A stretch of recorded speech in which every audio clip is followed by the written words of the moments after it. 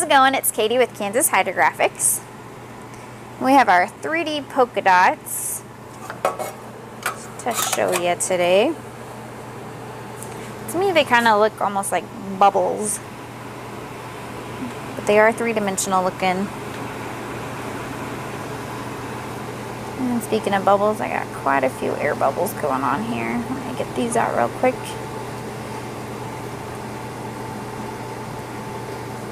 There's a lot of transparency in this pattern, but the polka dots are not backed with like a silver ink or anything like that. So your base coat colors are still pretty limited to white or other lighter colors. If you choose something light like pink or something of that nature, it will change the color of your bubbles. So keep that in mind.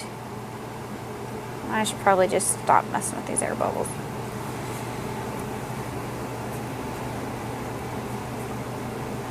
There we go. Anyway, those are roughly, well, they're different size. The largest one is about nickel size, and the average ones are probably about dime size. But I have it, as you can see, dammed off pretty tight. Well, kind of tight here.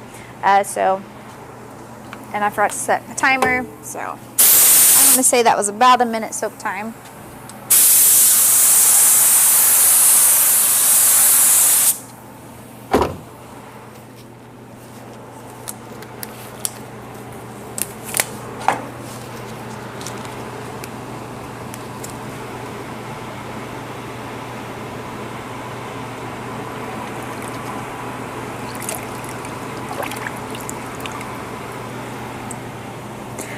We were a little concerned when we named it, because when we do these videos, it's almost always the first time we've dipped it, and we weren't sure if this was actually going to look black. And it does.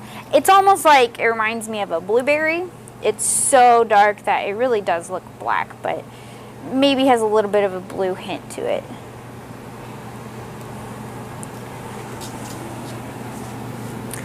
Here's a quarter for size reference.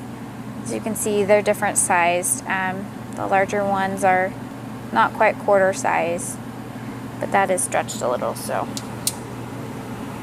It prints well. Again, you definitely want to stick with a lighter base coat. White is going to be your best option for that pattern. And it is 50 centimeters wide, so it is for smaller parts, but as you can see, that pattern is really small, so it's great for small projects. And that will be in the abstract section, and that's of course at kansashydrographics.com. Thank you guys so much for watching, and we'll see you next time.